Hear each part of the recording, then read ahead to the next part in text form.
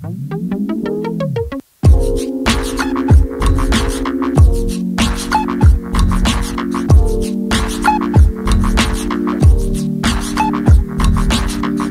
everyone, to episode 91 of the Gully Blanchard podcast. My name is Ryan Anderson, coming to you from the continent of California, live on a Saturday morning on a recorded podcast.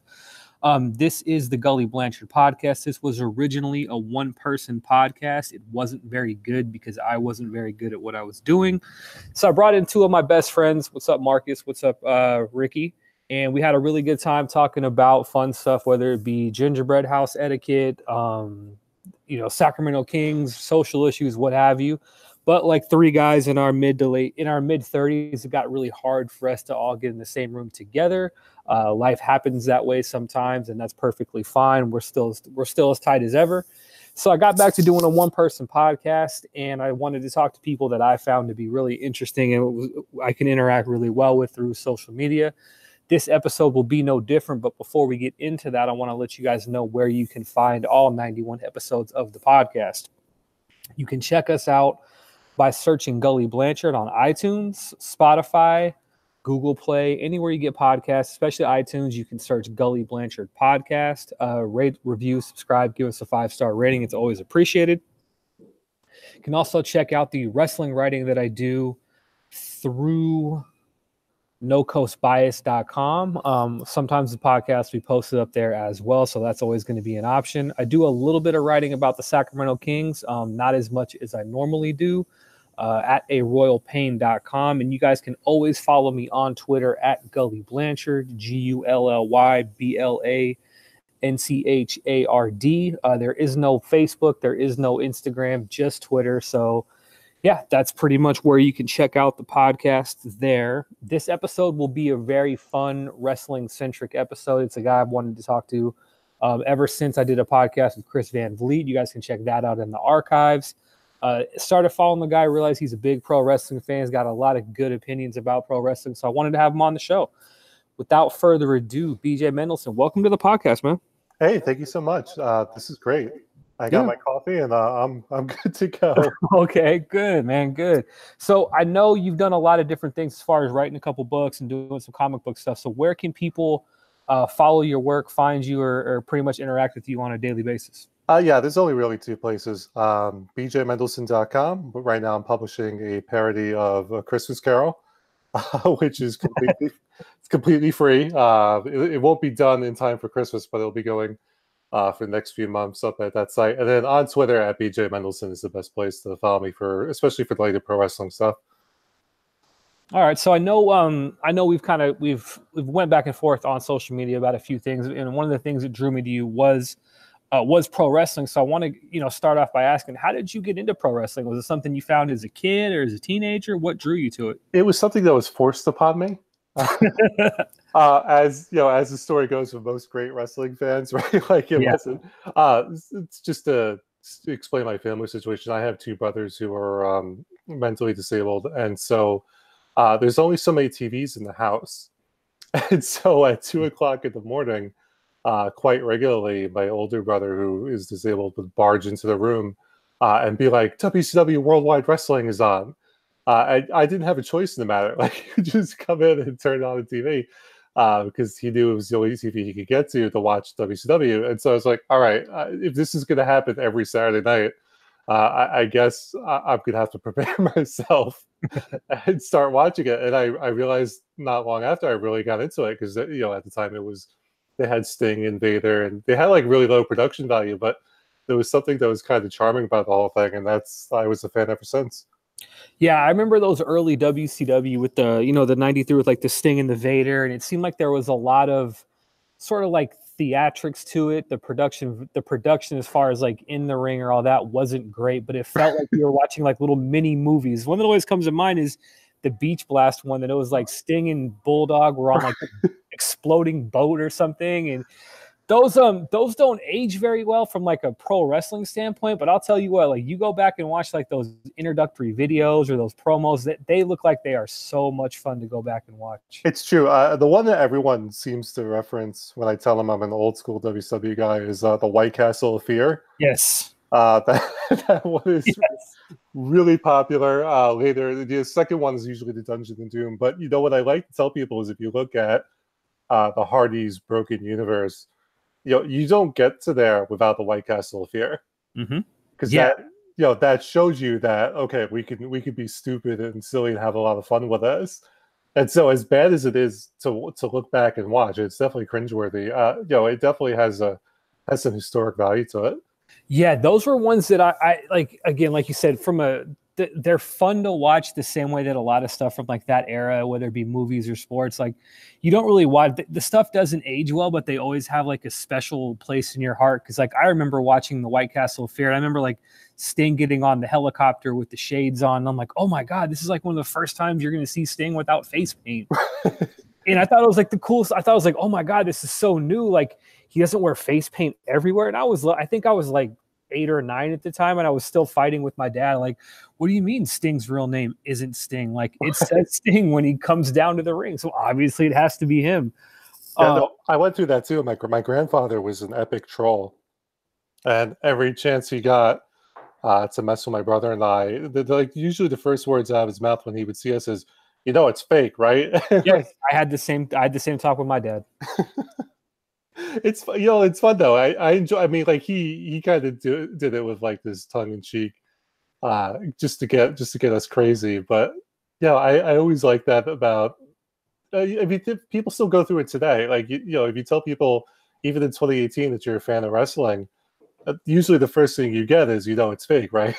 Yeah, that's always the fun one, because like I wonder on the other side of that is does the person think like and I'll be 35 in a couple months, like does the person think that talking to me is like someone who's in his mid 30s, like do they think that's like breaking some kind of like huge fourth wall to me? Like what do you mean? Like I've been watching this for 30 years, like now someone's just telling me it's fake?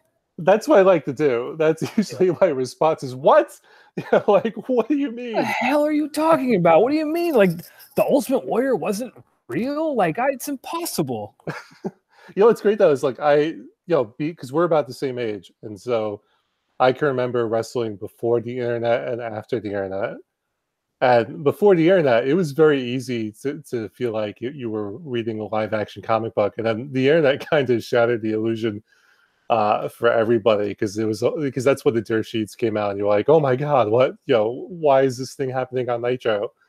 Yeah, that was I remember as a kid, like like you said, it is kind of like a live action comic book, to where each match would kind of be its own little mini story in the grand scheme of the program. And I remember like once I started, like I don't consider myself to be one of those like wrestling journalists or industry insiders. Like I know as much as the internet lets me know as far as what goes on, but yeah.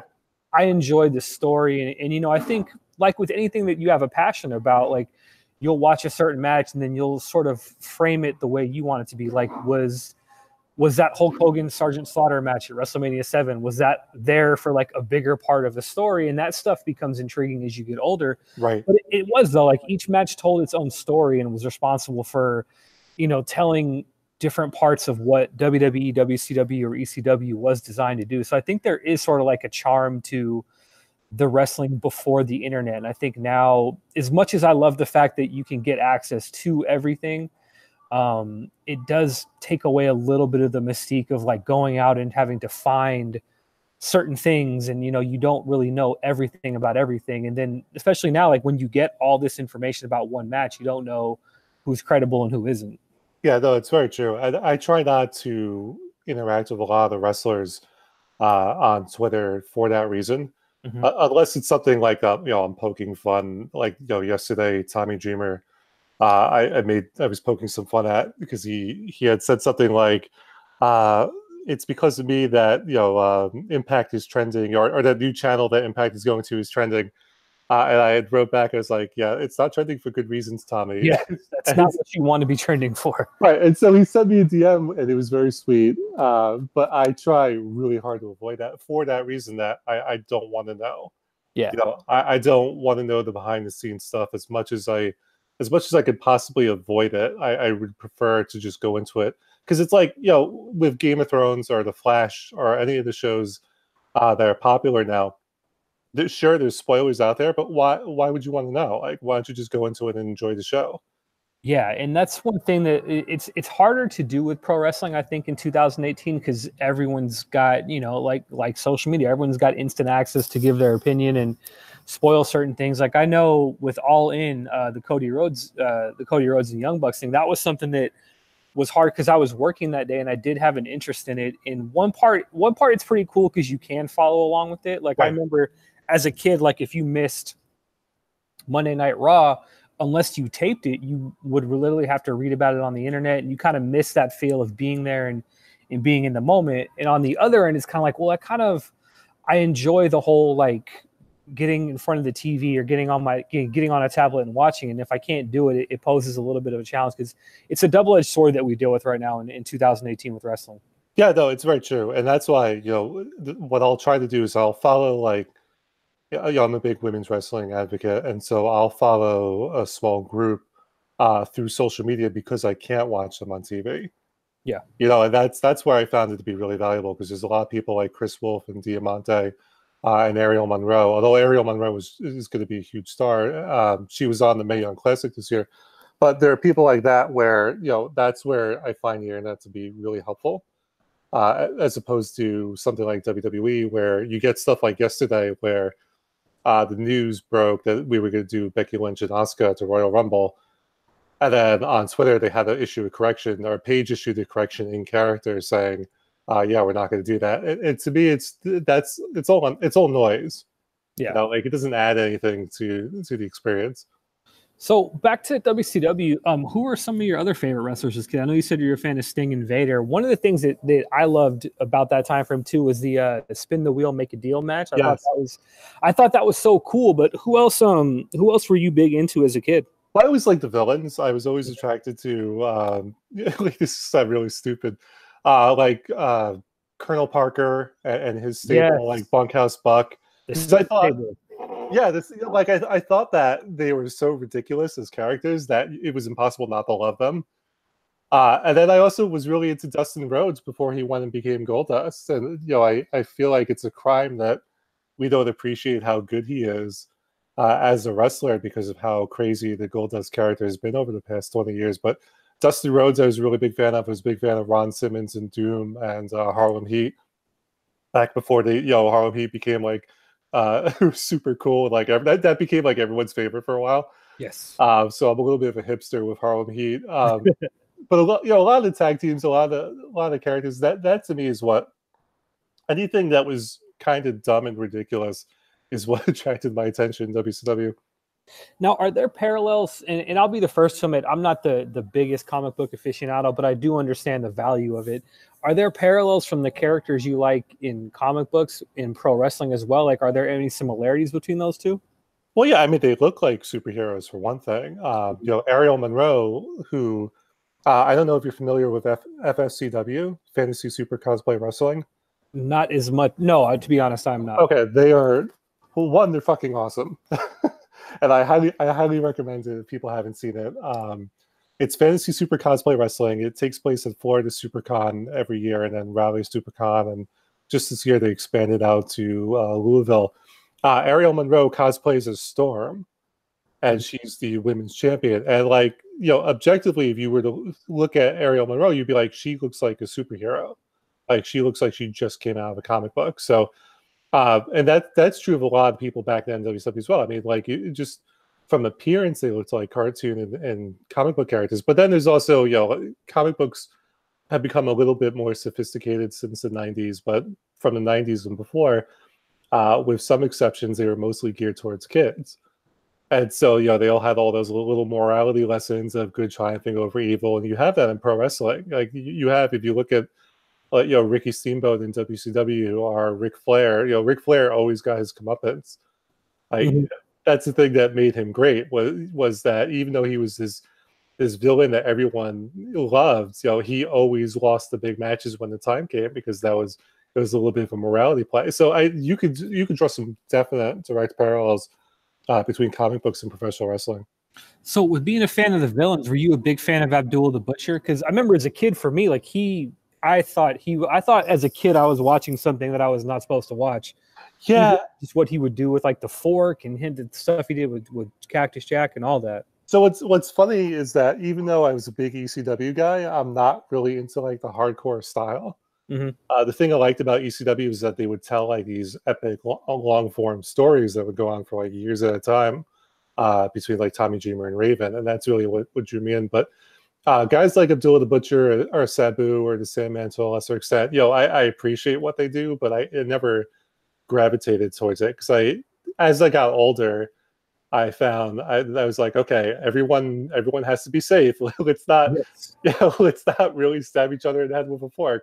Uh, and I found like now that I'm in my 30s, I'm definitely a lot like that. So I never took the guys like him. But Cactus Jack, when he was in WCW for that brief spell, was fantastic. And I think people, he's another one of those guys where we associate him with hardcore wrestling, but he's just a fantastic wrestler as well. Yeah, I think, one thing that I always liked about Cactus Jack or Mick Foley or Mankind is it felt like you felt the passion that he had to be a great performer come through the screen, and you felt like he got every ounce of what he could out of wrestling, like from doing this stuff with Vader in WCW to the promos in ECW to, coming into WWE in the up and down with, different characters and different personas and stuff like that. Like the stuff he did, you always just felt like, as a fan, you were watching someone that really loved what they were doing. And like, to go off what you said about as you get older, there's a different way that you kind of watch everything being safe. But knowing more of what we know now about, with the NFL and NHL with, brain injuries and head trauma, like watching some of those early Mankind matches are a lot more difficult now than they used to be as a kid. Because as a kid, I just thought it was amazing. Like that match that he had with Rock, that I Quit match at the Royal Rumble. Right. I try watching that back and I'm like, oh God, like this is like, you feel like you're watching a crime happen essentially. Yeah. Or the Last Man Standing they had at like, I think it was like a halftime at one of the Super Bowls. Oh, the halftime heat thing. Yes. Yeah. That was also a crazy match, but you're right. And that's, even today when I see, guys like Abyss, who I have a deep appreciation for most of the originals from Impact, but yeah, what they're talking about doing, like I forget what it's not the Asylum matches. He has like Monsters Orange or Monsters Ball. Yeah. Clockwork Orange is Raven's thing. That's right. You're right. Yeah. And Monsters Ball is a business thing. You're right. Yeah, like even today, I just cringe watching. Like it's hard for me to really get through. And so the best example I would give people is, when I was younger, I thought the pile driver was the coolest move because it just looked visually like this cool. Oh wow, no one's getting up from that. But now, knowing what we know and knowing what happened to Steve Austin, it's I am all for nobody ever using that move again, because the probability of you dropping someone on their head and crippling them is so high that it's hard to enjoy that move. Yeah, it's one that that and watching the unprotected chair shots to the head, with it, they got really popularized in ECW and. Right. And were a prominent role in both companies, both mainstream North American companies for a long time. Like you go back and start watching some of those like TLC matches and stuff like that, like watching the bump that Edge takes at WrestleMania 17, like as visually cool as it is, like you just feel, I don't know if it's a product of just getting older or watching the guys and girls that I grew up on, like watching them sort of deal with wrestling after their careers are over. Like you just sort of hope that they're able to live like a good quality of life now, because it was for our entertainment as children and even now as adults. Yeah, I mean, that's why I'm a big advocate for some kind of unionization for professional wrestlers, because they don't have a pension, they don't have medical benefits in a lot of cases. Hang on one second. I'm just gonna pause my mic.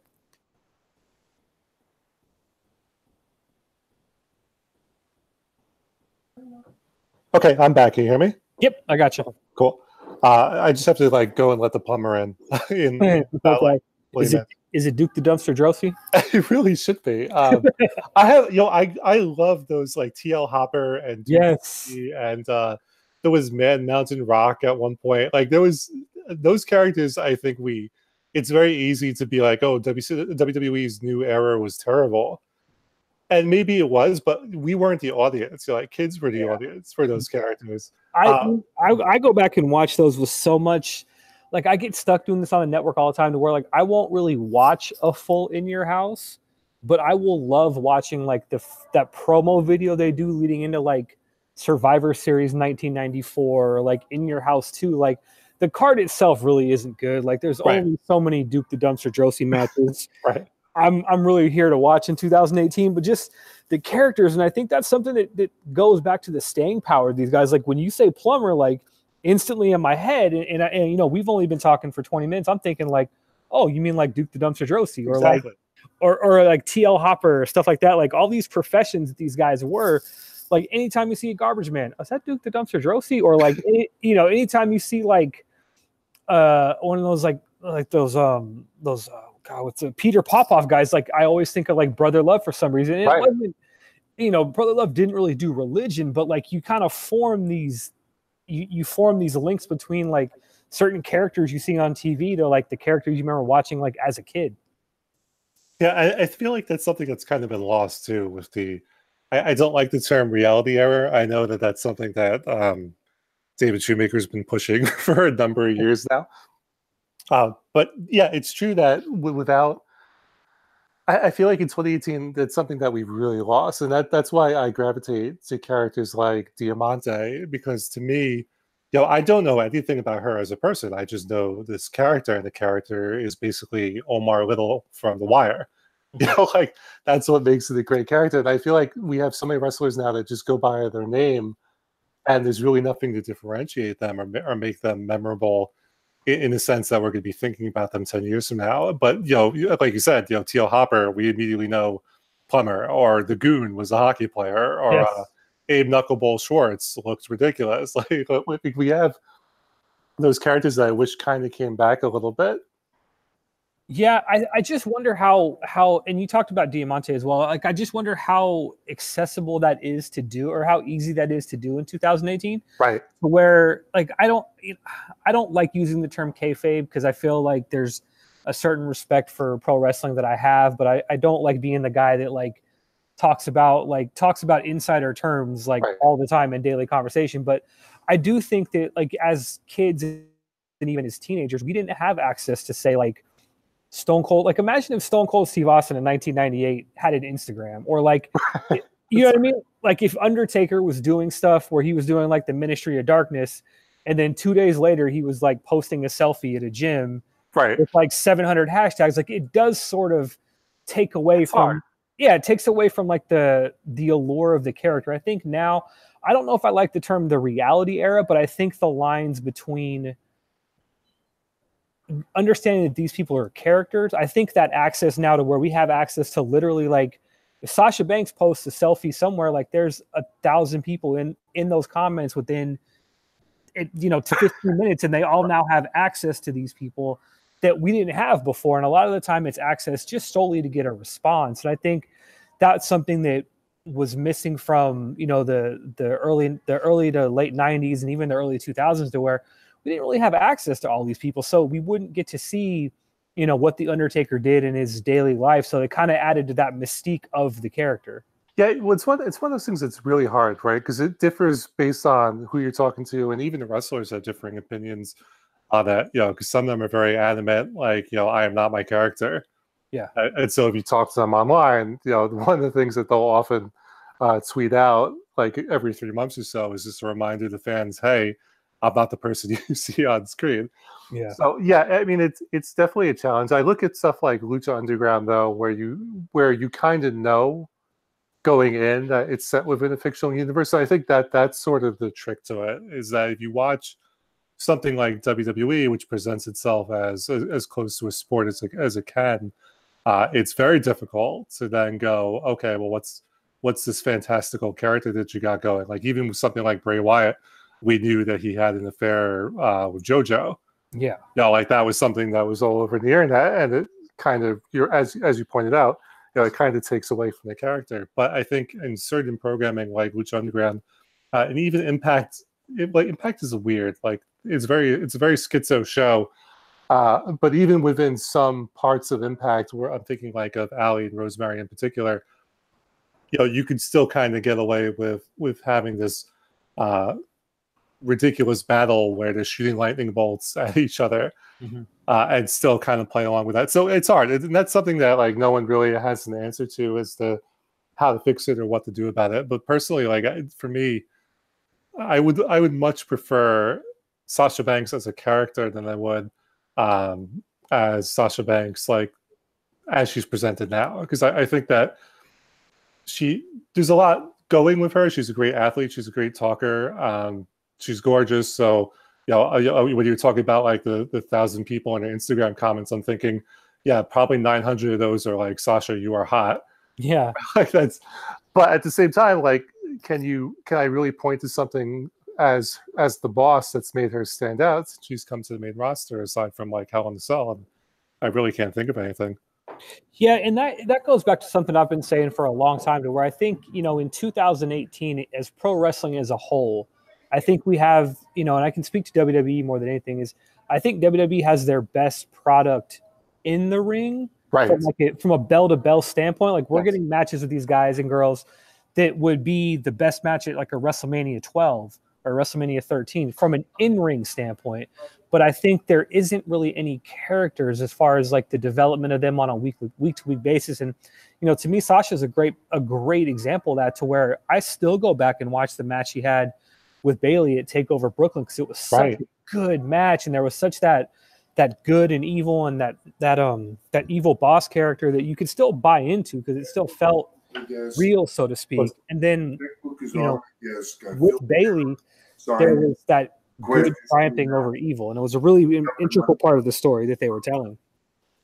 No, it's true. I mean, that match, that whole storyline was great, and that's an example of something that they built over, was it almost like a year? Mm-hmm. That they sort of built to. And I think you're right that from bell to bell, they really do have the best product. That's something I've seen a lot of the producers say, a lot of people that, I don't want to say like, people that work within WWE. Mm-hmm. That's a sentiment that's been echoed as well. It's just, it's one of those things where like I kind of struggle talking about, because I'm not sure if it's true. WWE doesn't want the characters or the personalities to become big stars, and that's why they don't have character development on the main roster, or if it's just sometimes you hear from producers and writers, sometimes it's up to the wrestler.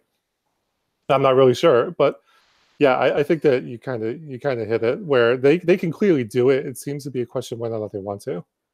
Yeah, I think it's, and that's something that is fascinating to me. And that's where, as a fan, I can kind of humble myself to where I don't know, what the difference is between, I know what the difference is on TV between what I see in Raw and SmackDown and what I enjoy as a fan, but I don't know enough of like, what is the difference behind the curtain as far as like what makes SmackDown the quote unquote better wrestling show, right, what makes Raw a little bit stale on character development. Now, it's something that does fascinate me, but it's something that it does kind of keep that allure and that mystique, to where I'm like, I wonder why Raw isn't as good bell to bell as SmackDown. Is it 3 hours? Is it too much? Is it this? Is it that? Because, it is interesting to where like what happens to guys and girls. Again, another example is Finn Balor too, to where I think Balor has had great matches with guys like McIntyre and Bray and all this out, but there's nothing about the Finn Balor character that really stands out. Like, there's nothing about him for me to buy as a consumer. And it does kind of go back to what you said, where I don't know if it's an intentional design to have these guys and girls not become bigger than the brand. But I believe as kids and teenagers, like you went to see Steve Austin at a WWE show. And I think now you go to a WWE show to see Sasha Banks or to see Finn Balor. And I think that small shift in the way it's presented has really changed the way that Raw and SmackDown might be presented on a. Oh.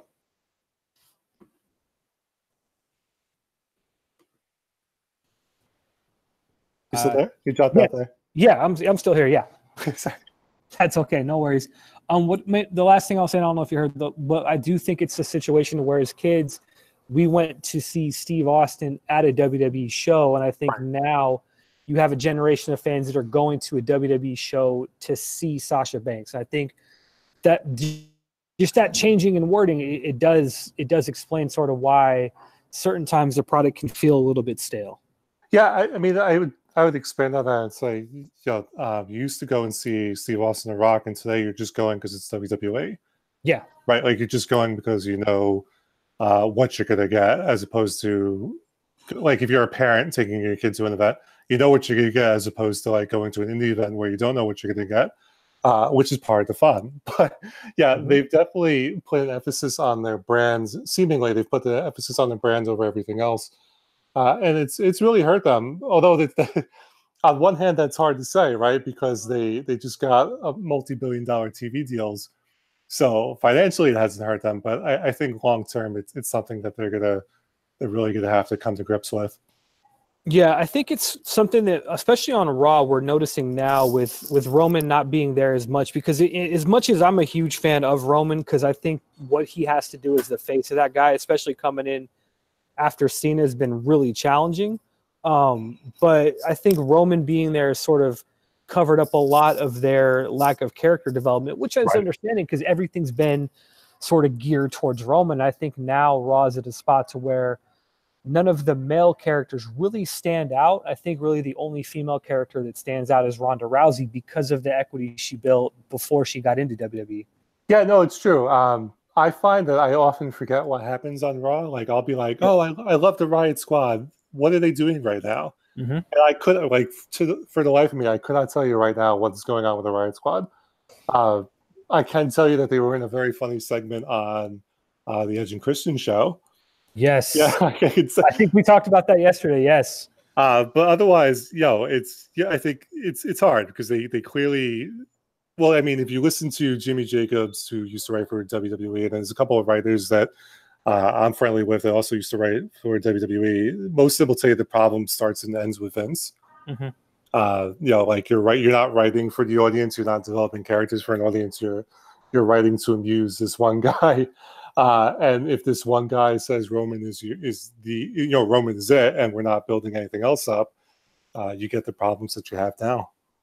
Yeah, and another example of that for me, as far as like not understanding what certain characters can be and having sort of a wanting more for them is the whole dynamic of Gallows and Anderson. Like those guys would have me, and I would cry laughing at their podcast that they did before they came to WWE, and then even their guest spots on Talk is Jericho. Like the chemistry that those guys had, it's kind of the same with the Riot Squad. Like I watched Southpaw Regional Wrestling. Like I watched it, I binge watched it for the 4 episodes, and I just thought that whole concept was hilarious. Like it was poking fun at the 80s and like mocking everything under the sun. Like that felt like, and I don't know if it was their venture entirely, but that just felt like something that was perfect for those two guys. And even with the Riot Squad, like even their bit on the ENC show, like it feels like there's so much more depth to the certain characters, but I just don't feel like anything that comes across on WWE programming matches that depth that we're missing out on some of those characters.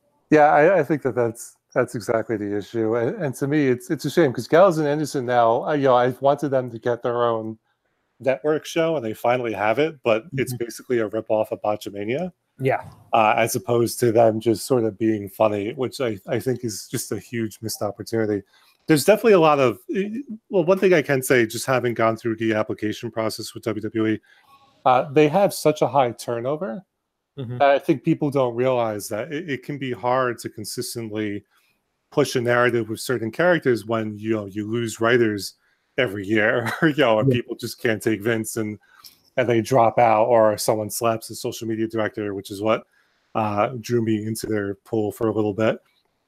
And so because of the turnover, it can be very hard for someone to develop an idea and carry it to execution like Southpaw Regional Wrestling. So, I just, it's a shame. Like I look at their roster and I just, it's sort of like Impact in the sense of we have a lot of really talented people, but a lot of really talented people seem to be just spinning their wheels.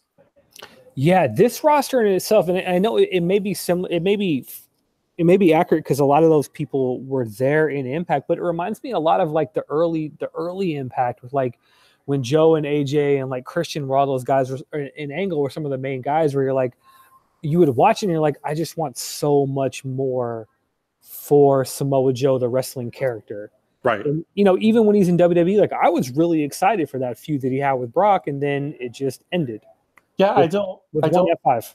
I'm a big, because I'm an Impact guy, I'm a big Samoa Joe fan, and I can't for the life of me understand what they're doing with his character. Like, it seems like he's like Bray Wyatt, where, he he talks a good game and then loses every time. Yes. And it's incredibly difficult to care about the character knowing that he's just going to lose.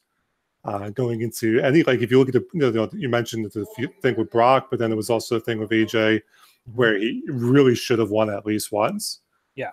And didn't. And so that, it's just, what's hilarious to me though is that if you look at the main event scene in WWE today, it's basically like Impact from about 6 or 7 years ago, and I kind of love it. Yeah, no, it's something that I remember watching those guys and some of those girls have great matches on Impact. And I think that was around the time to where WWE's product, I call, that era to me was what I would call the tout era, where it was like, everything was on tout. Like, oh, CM Punk just went to the tie a shoe and we're going to put that on tout. And you'd watch the product and you're like, yeah, but what I'm watching on Impact is so much better because they're doing things with like the X Division and AJ Styles and, Daniels and Joe and Bobby Roode, where, his character had depth to him and all that. And you're like, I just would love to see these guys and girls on WWE and the main roster and all the exposure. And then guys, they get there and it's like, well, Bobby Roode's doing a tag team with Chad Gable that, don't get me wrong, like, I think Chad Gable's one of the biggest misses in talent they have in a while. Like, I think he could go to 205 Live and have great matches because I think that suits what he does best really well. But like, I'm watching that pairing with Bobby Roode, and it's like watching two big, huge wastes of talent being put together, or not, it's not their fault, but like, you just watch that tag team and it's like, yeah, it's just not believable. And I think both these guys could do so much more on their own. Well, I mean, I look at it like this. If you told me that Rockstar Spud was going to be peeing on Impact Heavyweight Champion Bobby Roode's robe on a WWE television, I would have been like, I'd rather they stay at Impact. What would be the point? But it's true. I mean, it's, I feel like, did you ever read the book, The Death of WCW? I did. Yeah, that was Brian Alvarez and R.D. Reynolds, if I'm not mistaken. I feel, and they kind of allude to it in the updated version, that you can probably write an entire book on Impact and all of like these great opportunities they had that they just slipped through their fingers. Yeah, and I think one thing Impact did really well was Impact was an alternative. Right. And I think that was something to where Impact was at its peak, and I don't know if that means at its peak from a business standpoint. I'm not smart enough to understand their books, but from a product standpoint, like when they were putting out an alternative product, they were great. I think where they started to go really downhill was when they brought in Hogan and Bischoff and they tried to be Monday Night Raw Junior. And I remember because that was the same Monday Night Raw where Brett came back and he shook hands with Shawn, but there really was sort of that like, oh man, like what is this Impact product going to be? Like, is it going to be, AJ against Joe having 5-star matches on Impact, and then you turn it on and it's like, oh, it's Hogan and Bischoff, and like AJ Styles turned into like a really weird knockoff version of Ric Flair, with Fortune, and it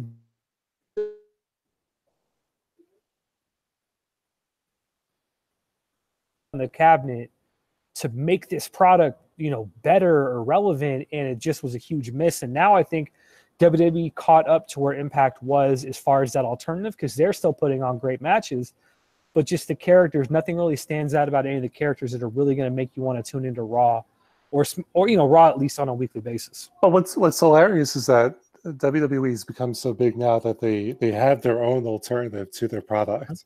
Yeah. Which is crazy. Like the fact that NXT even exists is crazy to me.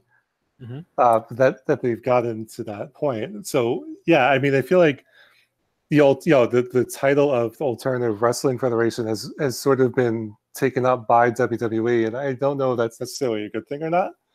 I have a lot of problems with the NXT product, like as it currently stands, because it suffers from a lot of what we're talking about. Like, I every week I make the comment that Lacey Evans is MAGA Wonder Woman. Yes, but I saw that made me laugh. But they don't fully embrace it. Like she's instead of just going all out and saying, all right, well, she's white supremacist Barbie or whatever, whatever version of that you can do on television, she's like a bunch of half measures instead.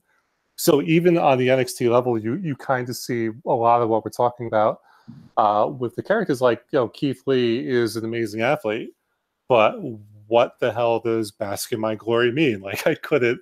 I see it every time he tweets. I'm like, I don't get it. I don't understand. And then Dijak is now debuting saying like "Feast Your Eyes," which is the exact same thing as "Bask in My Glory."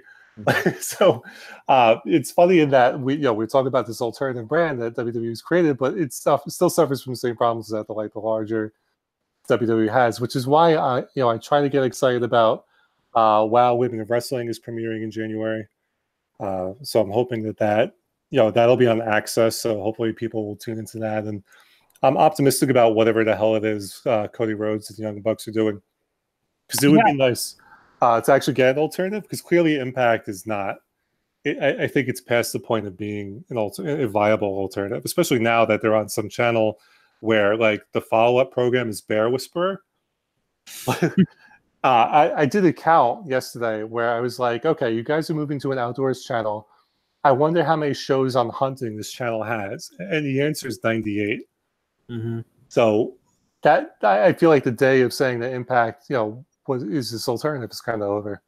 Yeah, I think that ended a couple years ago, and I think that it's been tough because, like, I like the fact that those guys and girls for Impact are able to make a living, they're able to get exposure, and I hope that it works out for them. But when I saw the news yesterday about them moving to, I think it was called Pursuit, like, I don't even know if I have Pop on my cable channel. Like, I had to really look, and to be honest, like, if you were to like put a gun to my head and say, okay, where's Pop on your cable box? Hey, it's been a hell of a run, because like I didn't even know I had Pop on there, and I haven't even got a chance to look and see if I have Pursuit. Like, it just feels like it's a company that's fallen so far, and I don't hope that Impact ever goes out of business, but if you were to put that tape library on the WWE Network, or to do like a really good rise and fall of Impact, God, I think that'd be so interesting if they dug into that. It would. The best comparison is that the WWE is the New York Yankees, and Impact is the Mets.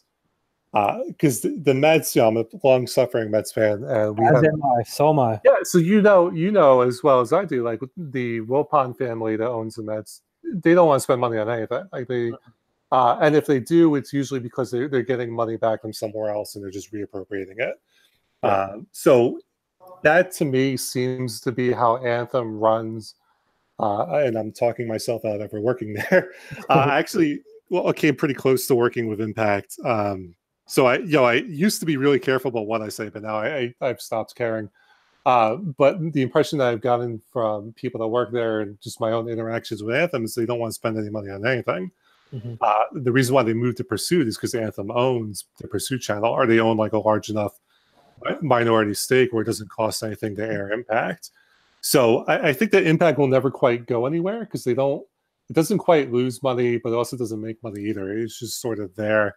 And I think that they like having it because they do, the Fight TV and all these other things. But yeah, I don't see it ever getting any better. And I feel really bad because they have people like Jordynne Grace, who, Jordynne is awesome. I've been following her for years now, and she just made her TV debut. And I can only imagine how she feels making her big TV debut, only for Impact to move to like Friday night at 10 p.m. on some channel that nobody's got.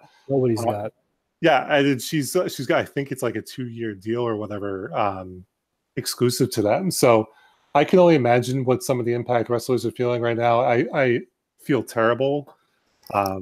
I just hope that a lot of them are making money, and at least I think about like what Allie and Rosemary do, and they have so much fun that I think that people like that or Su Yung will be just fine. But everyone else, like LAX, I can only imagine it's a matter of time before they leave. So, as a Mets fan, and I've been a Mets fan for quite a long time as well, do you have a least favorite Met of all time? Because I know I have one that comes to mind, and I've been a long-suffering fan of that team as well. Like, do you have one that, like, just the mere bringing up of that person's name makes you just go, oh, fuck? I think I have one for different generations. I think for right now, it's Familia. Yes. I did not want him back. I was like, if they re-sign him, I don't know what I'm going to do. Maybe rip some of the hair out of my head, because his ERA with runners in scoring position is awful. So for this generation, it's Familia. If you go back, I would say Armando Benitez, because he used to cough up some. And then I think when I was younger, we had a little bit more money, and I was able to go to a lot of Mets games, and it was like every game I went to, he coughed up the game, like without fail. So I would say he is probably my least favorite, but that's coming from like a really long list of potentials. See, it's funny is Benitez is yours for that reason, and I have the same dislike for Aaron Heilman. Oh yeah, that's a good choice. Oh my God. I remember it was the one year I was like, you know what? I'm really going to buy in on this team. Like, it was like they had like Glavin and Pedro and all that. And I'm like, okay, cool. They might be kind of fun to watch and all this and that. And like, I got the whole MLB extra innings package. And like, I would make it a point. Like, the Mets games are like appointment viewing. And every time I swear he would come in the game, it never failed. And I remember like one year I went back to New York. I took my aunt to a game. It was her first game at Shea Stadium ever. And I think the Mets were up like a couple runs or something. And like Shea was rocking. It was the first game my aunt had been to, and she was going to finally see a win. And then I see Aaron Heilman come in, and like in my mind, I'm like, oh, fuck. Like, oh, and I just looked at her and I was like, I'm sorry. And she's like, what do you mean? They're going to win. I'm like, just give it an inning. Like, he'll come in and light the stadium on fire. And lo and behold, he did. It's just, that's by far and away. Like he's probably been the most frustrating player as a Mets fan I've ever had to endure. Yeah, he's that team, that whole decade for me for the Mets after the 2000 World Series appearance is sort of like a fuzzy, dark spot. Like I've tried my best to exile them from memory. It was not good. Yeah, I mean, I remember loving Santana. Obviously, David Wright was one of my favorites one of my favorite Mets of all time. But yeah, there's just been a whole lot of swings and misses. Like Jason Bay is one that comes to mind. Right. Yeah, it's just been a lot of like, this might. Oh, okay, never mind. Or even Beltran was, I think, he did well for a little bit, but he clearly had times where he would phone it in. Yeah, and that to me was always deeply frustrating. But to me, like, talking about the Mets to me is, like for people that don't follow the Mets, Impact Wrestling is the Mets and vice versa. Like that's the best comparison I think that we can come up with. Absolutely. So I want to get you out of here on this, but I always ask every guest I have this very important question. What was the last thing you watched on the network? Housekeeping to the front desk, please. Housekeeping. The last thing that I watched was Edge and Christian. Okay, that is such a good show. Yeah, it's funny. I put it off watching it for years. Mm-hmm. The first season specifically, like but then I got into their podcast, and I was like, okay, I gotta at least give them the benefit of the doubt, because I just thought it'd be kind of like silly and stupid, and it was, but it's the best kind of silly and stupid. And the second season, I think, like if you're a long-suffering wrestling fan, there's so many jokes and inside references that I found I actually had to rewind it at certain points just to catch like certain lines. Like there was the one where they're doing the Moonies, where they're out in the cave of Dreamer, and Dreamer says, "Oh, this place is dark and cavernous," and Christian goes, "Oh, you mean like the Impact Zone?" Yeah. I missed that the first time, and so I had to rewind it. I was like, "Okay, that is fantastic." So that's the show, and then I watch NXT every week. The one that got me was actually the one last week, or the most recent episode where they were doing the thing with Matt Hardy, and like I don't remember the exact exchange, like word for word, but they said something about like pitching a 10 on his property, and then Christian came in and was like, "Yeah, you've kind of already honed in on his property before." And there's so many jokes where you're like, "Oh my God, I can't believe they got away with that!" Like, right.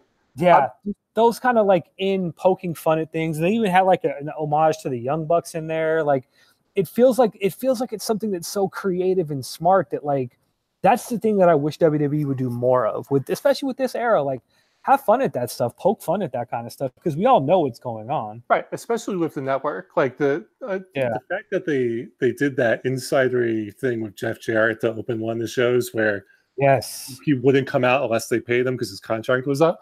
Yes. I mean, like that's a very infamous story, but I feel like if you have the WWE network, the thing you would do is show that clip, but then show you the match and tell you like do little 30 for 30 on what happened, and they just don't. And the truth is they don't spend a lot of money on the network, which much to their detriment. So I know Edge and Christian have complained about like the budget that they have for that show, but I kind of hope that we get more of that in the future.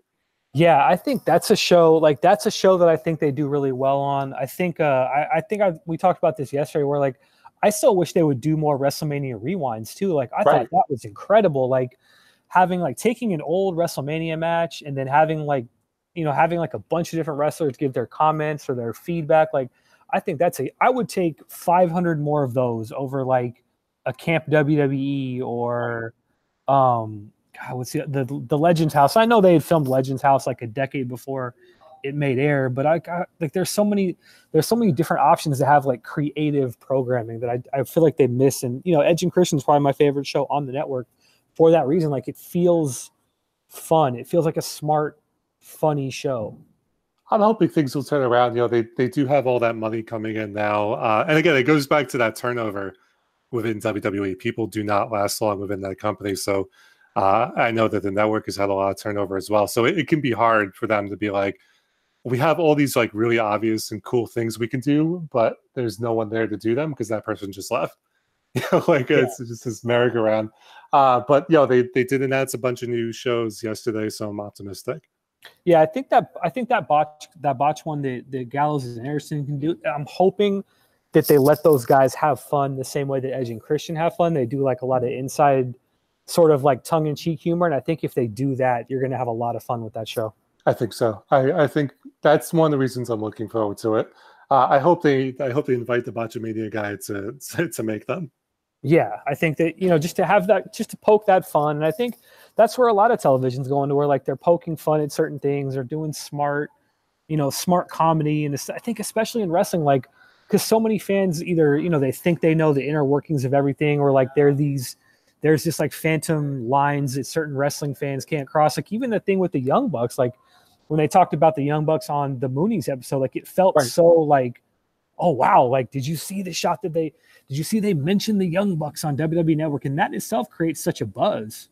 Oh, it's true. And also, like credit to the show in that everyone that appears on that show has not been on WWE TV in a really long time, or is no longer employed. Like Dreamer is an Impact employee. And he's on that show, which I think is great. Speaking of which, the plumber is here. All right.